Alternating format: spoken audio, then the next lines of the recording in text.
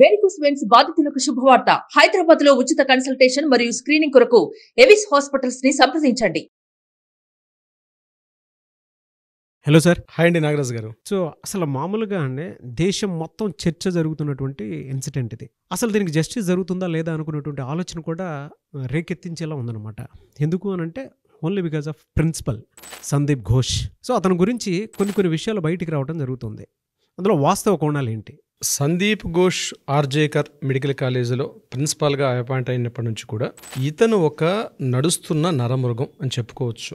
ఎలా అంటే అక్కడ విద్యార్థులు ఒక్కొక్కరు కూడా రోడ్ల మీదకి వచ్చి ఇన్ని సంవత్సరాలుగా వాళ్ళు పడుతున్న బాధల్ని వాళ్ళు మీడియాలో, సోషల్ మీడియాలో అయితేనేమి, ట్విట్టర్లో అయితేనేమి, డిఫరెంట్ వాళ్ళకున్న ప్లాట్ఫామ్స్లో వాళ్ళు ఎక్స్ప్రెస్ చేస్తుంది ఒక నరమృగం. ఇప్పటి వరకు ఒక ముసుగేసుకున్నటువంటి నరమృగం మాకు ప్రిన్సిపాల్గా పనిచేశాడు అని వాళ్ళు చెప్తుంటే అవన్నీ వింటుంటే విస్తుపోయి నిజాలు బయటకు వస్తున్నాయి. ముఖ్యంగా ఈ సందీప్ ఘోష్ అని ఈ ప్రిన్సిపాల్ పాత్ర ఏదైతే ఉందో ఇది సస్పెక్ట్ చేయాల్సిన పరిస్థితి. సహజంగా నేర ప్రవృత్తి కలిగేటువంటి ఒక వ్యక్తి ప్రిన్సిపాల్గా ఉంటే ఎంత దారుణంగా ఉంటుందన్నది ఈ రోజుకి సజీవ సాక్ష్యమే ఈ ఆర్జేకర్ మెడికల్ కాలేజ్ జరిగిన ఈ దుర్ఘటన. ఎలా అంటే సంజీవ్ ఘోష్ యొక్క ప్రీవియస్ హిస్టరీని ఇప్పుడు అన్ని చోట్ల సెర్చ్ చేస్తున్నారు. అవి చదువుతుంటే ఆశ్చర్యం అనిపిస్తుంది. ఇంతకాలం ప్రభుత్వం ఒక వ్యక్తిని ఇంతకాలం ఎలా కంటిన్యూ చేసింది, ఇలాంటి నేర ప్రవృత్తి కలిగినటువంటి ఒక వ్యక్తిని ఎలా కంటిన్యూ చేస్తే ఎలాంటి మూల్యం చెల్లించుకోవాలన్నది మిగిలిన ప్రతి మెడికల్ కాలేజీలో పనిచేస్తున్న ప్రిన్సిపాల్ అందరికీ కూడా ఇది ఒక గుణపాఠంగా తెలుసుకోవాలి. ఇప్పటివరకు ఎవరైనా అటువంటి స్థాయిలో ఉంటే తెలుసుకోవాల్సిన విషయం కూడా. అయితే ఈ ఆర్జేకర్ మెడికల్ కాలేజీలో ఇప్పటివరకు మొన్నటి వరకు అంటే ఆగస్టు 9న ఆయన సస్పెండ్ అయిన తర్వాత ఆయన యొక్క ప్రీవియస్ నేర ప్రవృత్తి మనం తెలుసుకుంటే నాగరాజు గారు అసలు ఇలాంటి వ్యక్తి ఉన్నాడా అనిపిస్తుంది మనకి. ఇతను 2021 వరకు కూడా వైస్ ప్రిన్సిపాల్గా పనిచేసేవాడు. 2021లో ప్రమోట్ అయ్యాడు యాజ్ ఎ ప్రిన్సిపాల్గా, అంటే కరోనా తర్వాత. 21లో ప్రమోట్ అయిన తర్వాత ఇతను ప్రిన్సిపాల్గా అపాయింట్ చేసిన తర్వాత 2021, 22, 23 ఆ ప్రాంతం వరకు భయంకరమైనటువంటి నేర ప్రవృత్తి. ఏ రకంగా అంటే ఇతని మీద జూన్లో అబ్లిగేషన్స్ వచ్చాయి. ఆఫ్టర్ ఆల్ అని చెప్పి ఒక వ్యక్తి, అతను హెల్త్ డిపార్ట్మెంట్ సంబంధించిన ఒక వ్యక్తి విజిలెన్స్ డిపార్ట్మెంట్కి ఈయన మీద ఎంక్వైరీ ఫామ్ పంపించాడు. ఏమనంటే మొత్తం 28 పాయింట్స్, అసలు 28 పాయింట్స్ అబ్లిగేషన్స్ అంటే 1 or 2 పాయింట్స్ కాదు. అది ఎవరికి పంపించారు? ఆ కాలేజీలో జరుగుతున్న అక్రమాల మీద విజిలెన్స్ డిపార్ట్మెంట్కి ఇన్ఫార్మ్ చేశాడు. అందులో అన్నీ మనం చెప్పుకోలేము. ప్రధానంగా చెప్పుకోవాల్సింది ఏంటంటే ముఖ్యంగా ఉమెన్ ట్రాఫికింగ్ అనేది ప్రధానంగా ఈ కాలేజీలో జరుగుతుంది. దీని మీద ఎంక్వైరీ చేయండి. నెంబర్ 2, ప్రతి వెండర్స్ మీద నెపోటిజం పేరు మీదుగా మొత్తం ఆయన సంబంధించినట్టు అనుయాయులందరూ మొత్తం ఈ డిపార్ట్మెంట్లో ఉన్నారు. ప్రతి సెగ్మెంట్లో, అది మేనేజ్మెంట్ నుంచి చివరి స్వీపర్ వరకు కూడా ప్రతి డిపార్ట్మెంట్లో రిక్రూట్మెంట్ పార్ట్ అంతా కూడా ఆయన తెలిసిన వాళ్ళు చేసుకోవాలి. నెంబర్ 3, కాలేజీలో భయంకరటువంటి హాస్టల్స్లో ముఖ్యంగా ఈ గంజాయి ఇట్లాంటి మత్తు పదార్థాలు చాలా వరకు వినియోగం జరుగుతుంది. దీని మీద ఎంక్వైరీ చేయమని చెప్పి పంపించాడు.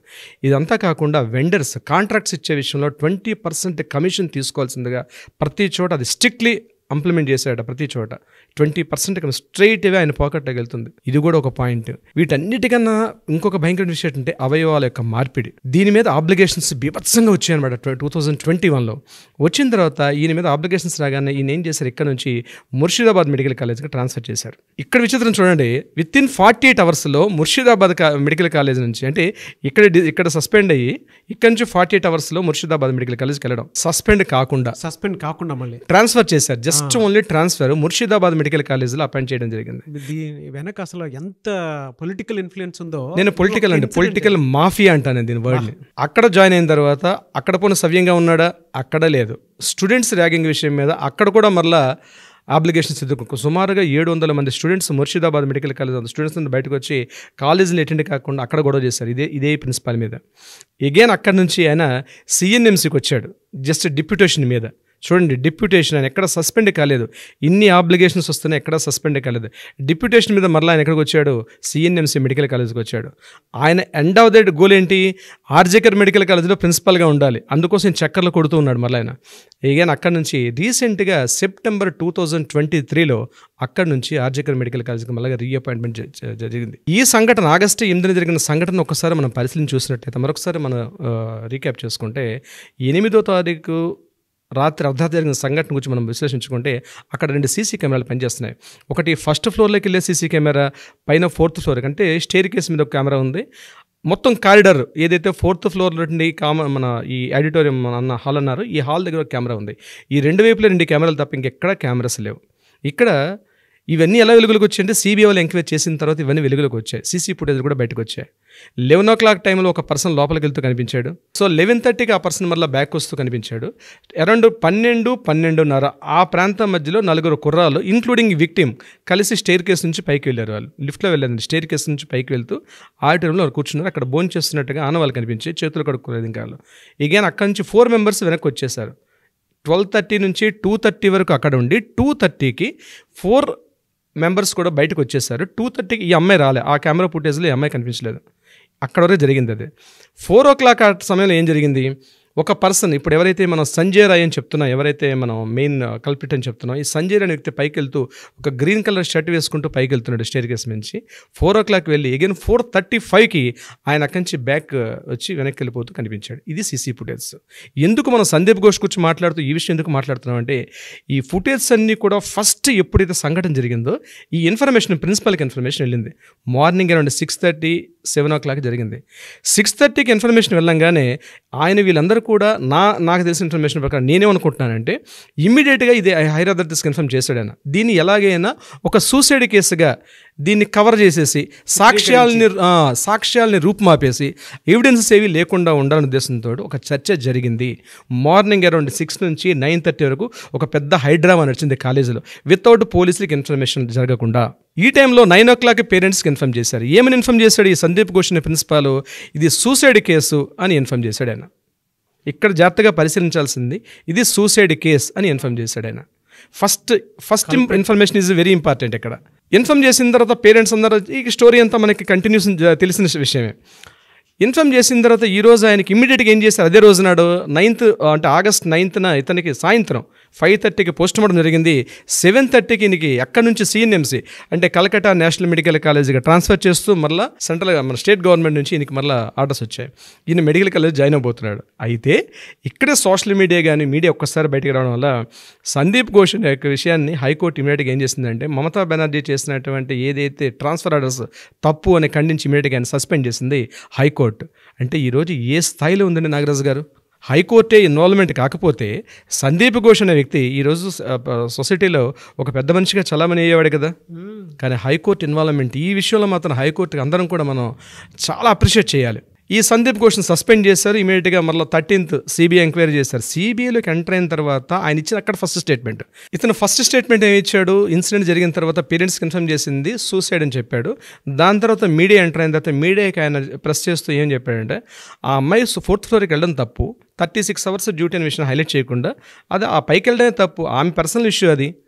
సో జరిగింది ఏమైనా జరగచ్చు అన్నట్టుగా ఏమీ తెలియని ఒక కొత్త విషయాన్ని అంటే ఏమీ తెలియనట్టుగా చెప్పడం జరిగింది ఆ విషయంలో. అంటే కేసుని మిస్గైడ్ చేయడం, సూసైడ్ చేసుకుందనే విషయాన్ని పబ్లిక్ తెలియడం కోసం ఈ స్టేట్మెంట్ ఇచ్చాడు. బ్లేమ్ గేమ్ నింద 100 వేశారు, అకౌంటబిలిటీకి వచ్చేటప్పటికి 0 ఎగ్జాక్ట్లీ. అక్కడ కట్ చేస్తే సిబి ఇంట్రాగేషన్లో రిజైన్ చేస్తూ అంతనేం చెప్పాడంటే, చనిపోయిన అమ్మాయి నా కూతురుతో సమానం, నా కాలేజీలో ఇట్లాంటి సంఘటన జరగడం అత్యంత దురదృష్టకరం, ఎందుకంటే ప్రపంచం ముందు దోషిగా నిలబడ్డాడు, నా భవిష్యత్తు ఆయనకు అర్థమైపోతుంది. అప్పుడే ఫస్ట్ స్టేట్మెంట్కి సెకండ్ స్టేట్మెంట్కి చూడండి ఎంత తేడా వచ్చేసి. సిబిఐ ఎంటర్ అయిన తర్వాత స్టేట్మెంట్. అవునండి, జరిగిన ఇన్సిడెంట్ బాధాకరం, నా కూతురు లాంటిది అని చెప్పి జరగడం బాధాకరం అని చెప్పి స్టేట్మెంట్.